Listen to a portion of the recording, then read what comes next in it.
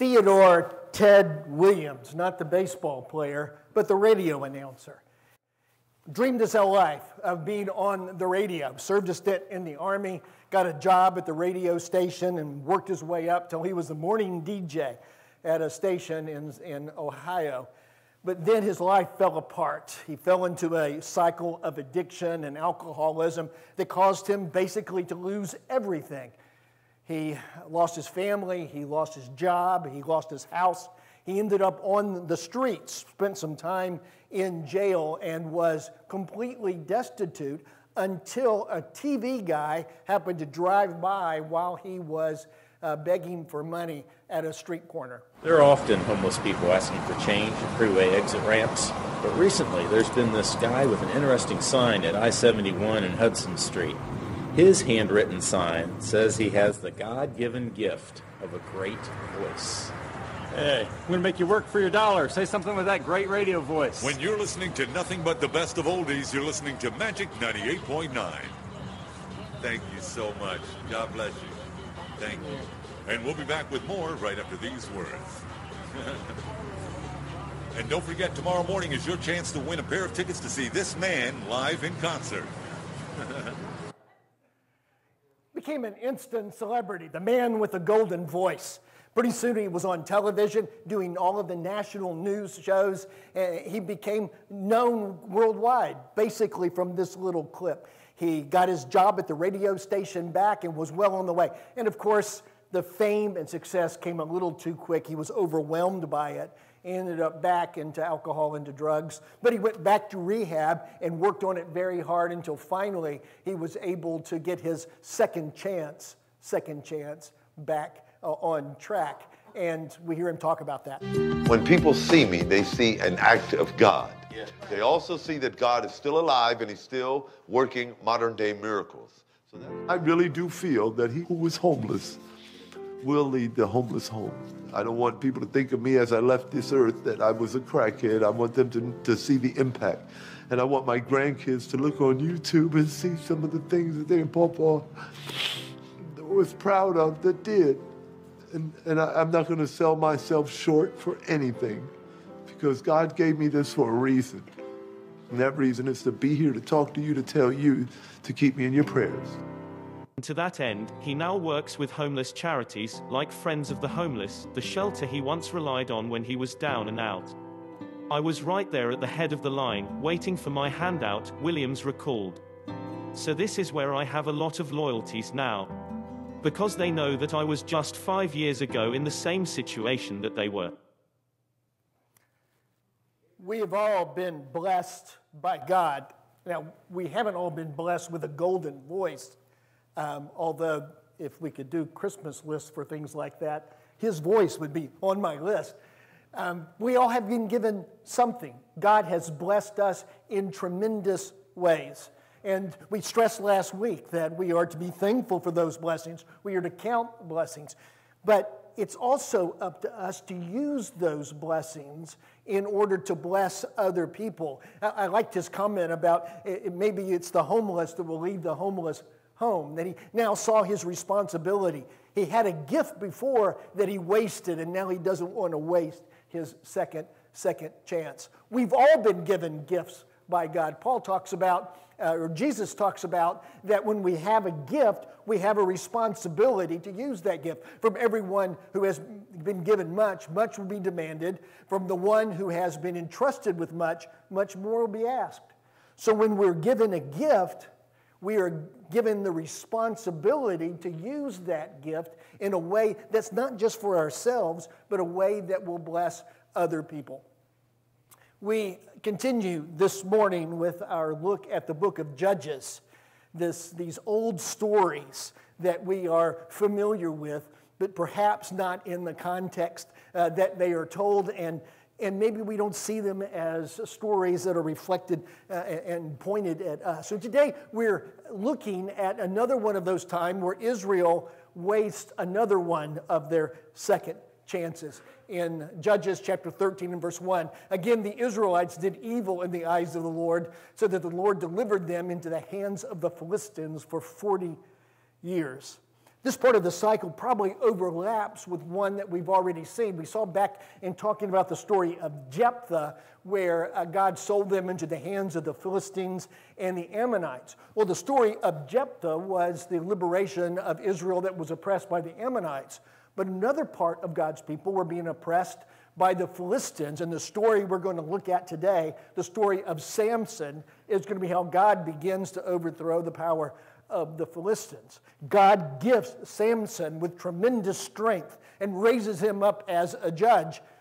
But what we're going to see, I think, as we look at Samson's story, is the story of someone who has a tremendous gift, but wastes much of it and doesn't use it in proper ways. So God prepares Samson from the cradle in order to be this judge that's going to liberate, or leader that's going to liberate Israel. The angel of the Lord appealed to her, Samson's mother, and said, "You are barren and childless, but you are going to become pregnant and give birth to a son." So Samson's mother knows there's something very special. In fact, the angel appears again to her, and this time to her husband, and gives her special instructions, prenatal instructions, while she's pregnant. Now, see to it that you drink no wine or other fermented drink, and that you do not eat anything unclean. This sort of foreshadows that Samson is going to be called to be a Nazirite, to take the Nazirite vow. Someone that really wanted to dedicate themselves to God in a special way would take this special vow. There's instructions given in Numbers 6, how to take the vow, what to do during the vow, and how to bring the vow to a close. Most people that took this vow dedicated themselves for a particular time and for a particular purpose.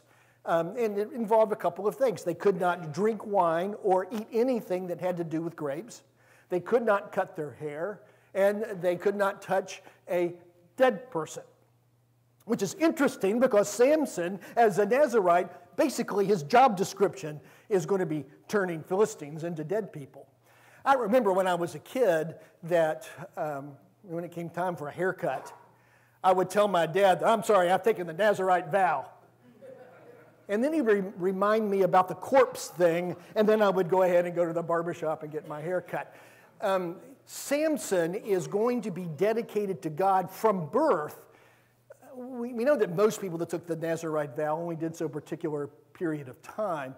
Paul takes a vow at Corinth and gets his hair cut, ending the vow as he leaves Corinth. But Samson is going to be a Nazirite for his entire life. He is going to be special to God. He's given this special gift of superhuman strength. But what we're going to see as we look at the story is that he is going to waste much of that gift. And later on we're told the woman gave birth to a boy and named him Samson. He grew and the Lord blessed him. And the Spirit of the Lord began to stir him while he was in Manadan and between Zorah and Eshtaol.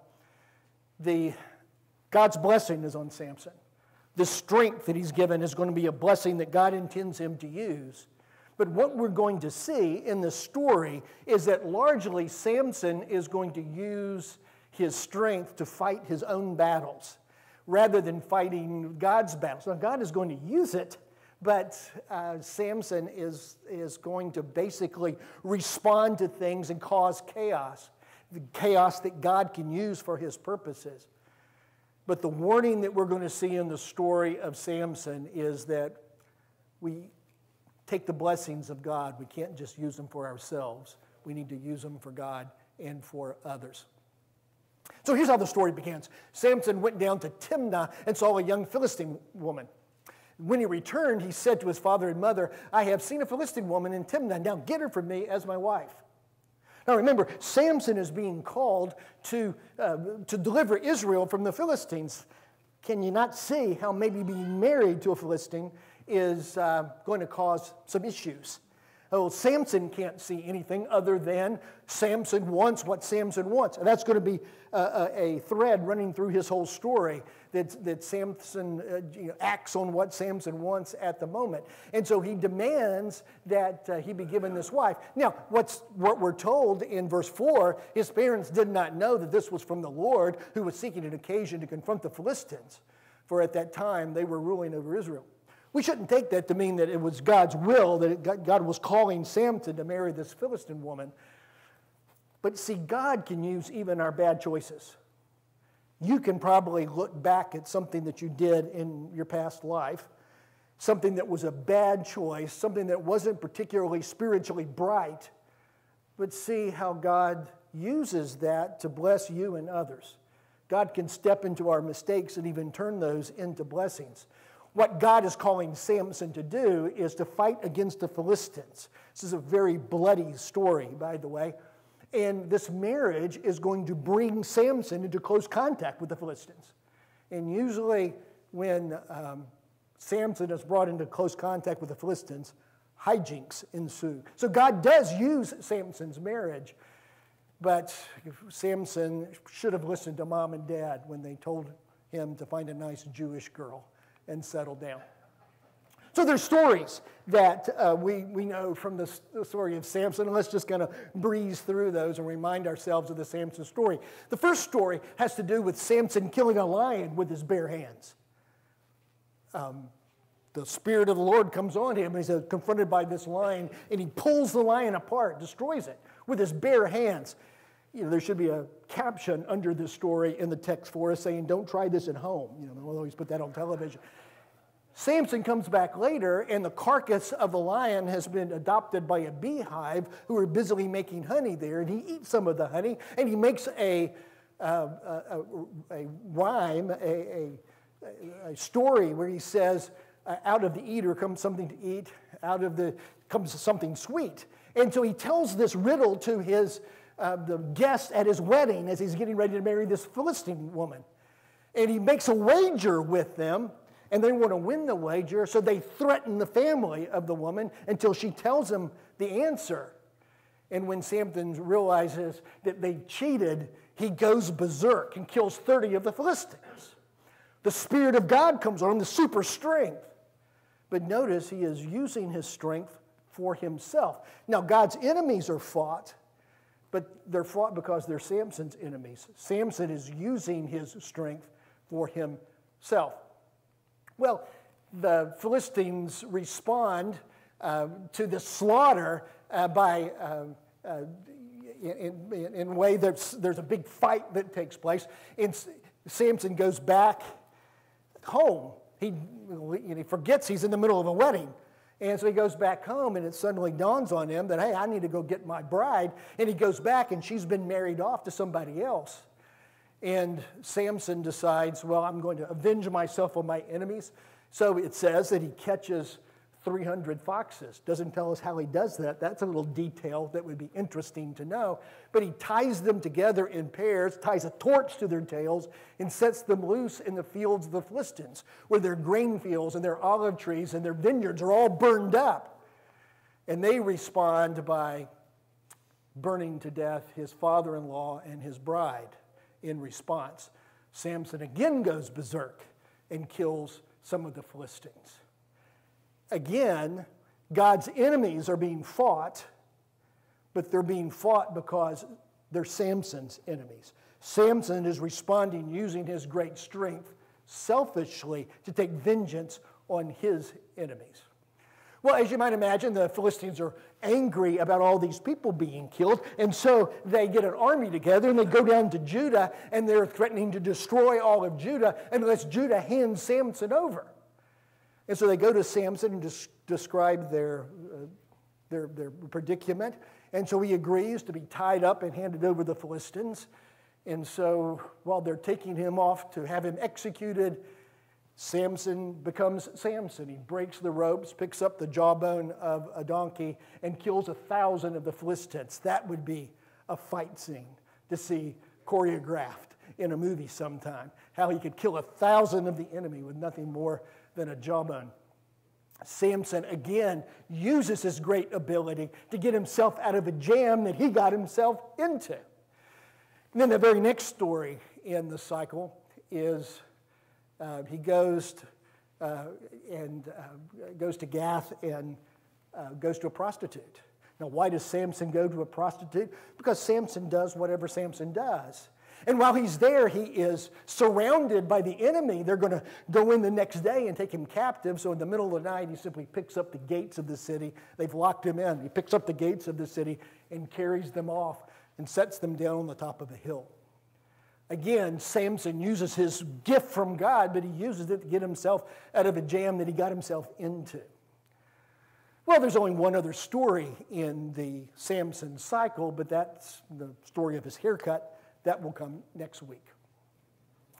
Samson is given this gift by God, mighty warrior to fight against God's enemies. He has superhuman strength. We don't know how he caught all those foxes. Perhaps he's got superhuman speed as well. Maybe he would fit well in the Marvel Comics multiverse. What Samson does not have is superhuman character. He is given a gift by God, but he is not drawn close to God. He uses his strength to fight his enemies, which correspond with God's enemies, but he does not use his strength to move Israel closer to God. He himself does not come close to God. And we get the idea as we see his story that he is wasting the gift that God gives him. Every time we are given one of these stories of his strength, it's prefaced with something like this. The Spirit of the Lord came powerfully upon him so that he tore the lion apart with his bare hands. God is blessing him. And then in chapter 14, verse 19, then the Spirit of the Lord came powerfully upon him. He went down to Ascalon and struck down 30 of their men. And then in chapter 15, the Spirit of the Lord came powerfully on him. The ropes on his arms became like charred flax, and the bindings dropped from his hands. That's when he picks up the jawbone. Yeah, God is blessing him. God is coming powerfully on him. And he is using that power to smite his enemies. But because they're his enemies, not because he is consciously serving God. How would it have been different if Samson would have taken his gifts and used them in a way to bring Israel closer to God? What if he would have consciously been seeking to serve God rather than simply go around smiting people that offended him or getting himself out of situations that he got himself into?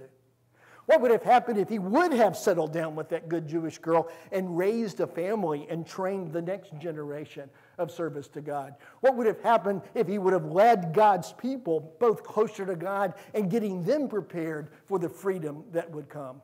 What would have happened if he would have used his strength in more productive ways? Samson was given this gift by God, but he tends to use it in a very narrow and selfish way. Now, God is able to use that. God can use our dumb decisions to do good things. But he wants us to make good decisions. He wants us to be holy people. He wants us to use the blessings that he's given to bless him and other people. So, the question here isn't how could Samson have done better? He had his chance long ago. The question is, what about us? Are we using our gifts from God? All of us have been gifted. Maybe not with superpowers. Now, my superpower is reaching the top shelf in the kitchen. We would not have had Thanksgiving dinner if I could not have reached the top of the spice rack to get those things. It came to me, my superpower. No, we don't have superpowers. But God has given all of us ways that we can serve him, things that benefit us but can benefit others as well. Remember what Paul says in Romans chapter 12 when he talks about giftedness. We have different gifts. He says, according to the grace given to each of us. If your gift is prophesying, then prophesy in accordance with your faith. Well, that sounds like a superpower. Prophesying, speaking words directly from God. I always wondered when the prophets of old were given their sermon directly from God. Did it come with PowerPoint slides as well? That's always interested me. Yeah, prophesying was a superpower. Now, all of the prophets that come to mind when you think about prophets, when they use their gift to the glory of God, it didn't benefit them. It cost them things. They ended up in cisterns. They ended up being prosecuted and in prison and sometimes killed. So yeah, prophecy, that's a superpower. But notice what follows. If it is serving, then serve. If it is teaching, then teach. If it is to encourage, then give encouragement. If it is giving, then give generously. If it is leading, if it is to lead, then do it diligently. If it is to show mercy, then do it cheerfully. Yeah, prophesying, that sounds like a superpower. But what about encouraging people? What about serving? One of our former deacons, when they started coming to church here, been very active in the church before, and he came to me and he was very concerned. He said, we want to get involved. We want to get involved right away. One of those military type folks that had to jump in and get busy because they knew they were going to be leaving. He said, I want you you and the elders to give me a job that I can do to serve God the best that I can here. And if I can serve God best by scrubbing toilets, then I will scrub toilets to the glory of God. And Bill was absolutely serious when he said that. Whatever we're given, we're giving that gift to benefit us, yes, but to use to benefit others. And whatever we're given, we need to use that to the glory of God. We've all been given gifts.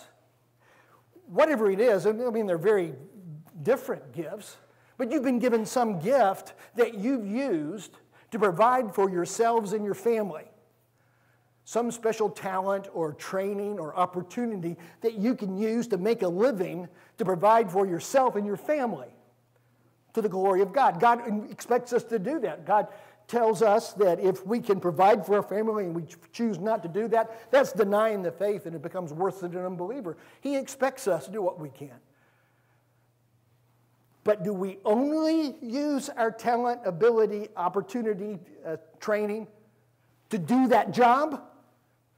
Or do we use it in other ways to bless other people? Do we only use it to make money? Or do we use it to serve others, to glorify God? Do we use our gifts selfishly, like Samson did, rather than seeking ways to use our gifts to serve others?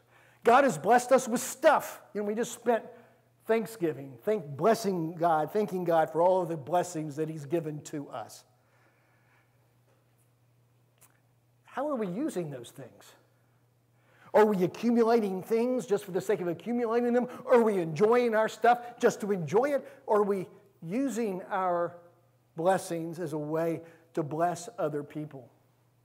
God has blessed us with relationships. He's given us the ability to make friends and have people in our lives that are important. How are we using that blessing?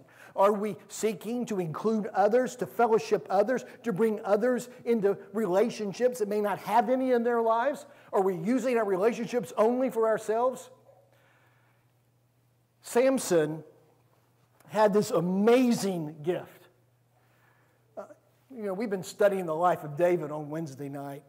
How would David's life story be different if David had the superhuman strength that Samson had? Didn't have to do the sling thing and he could just could have gone and put Samson in Goliath in a half Nelson and taken him down with his bare hands. What kind of a warrior would David have been for God if he had the kind of blessings that Samson did? What if Samson was the man after God's own heart? Think of what good he could have done. But in the story of Samson, it seems that he just reacts to things around him.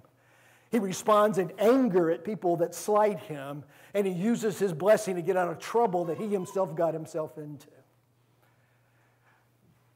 We've been blessed by God. We spent Thanksgiving thanking God for the good things He gave us. We talked about that last week. The lesson this week is to make sure that we are using the blessings that God has given us as a way to serve Him and bless others. That we don't use our blessings and don't see our blessings as something that we deserve, that we take it for granted, and we use it selfishly only for ourselves. The battle belongs to the Lord. We're going to sing that as we sing this next song. But as we step into that battle, are we making ourselves available to serve others as God uses us? Let's pray together.